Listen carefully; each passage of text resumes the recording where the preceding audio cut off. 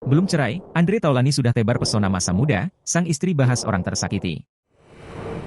Di tengah proses cerai, Andre Taulany bak tebar pesona dengan mengunggah video kolase foto-foto dirinya semasa muda. Pernikahan Andre Taulany dan Erin Taulany yang terjalin selama 18 tahun itu ternyata lama memendam luka batin. Hal itu diakui Andre Taulany saat wawancara jika dirinya sudah sekitar 10 tahun lebih berbeda prinsip dengan sang istri. Sudah coba bertahan dengan berbagai cara, namun akhirnya Andre Taulany memilih jalan perpisahan. Bahkan keduanya ternyata sudah setahun lebih tak seranjang atau pisah kamar tidur. Andre Taulany diketahui sudah sejak April 2024 lalu menggugat Erin Taulany. Hingga tak heran jika Andre Taulany sudah siap dan matang atas perpisahannya dengan Erin Taulany. Terbukti dalam unggahan terbarunya, Andre Taulany disentil tebar pesona gegara mengunggah foto-foto masa mudanya berbentuk video di Instagram pribadinya. Pantauan Sripoku.com, Andre Taulany memamerkan sisi maskulinnya saat dirinya masih muda dan melajang.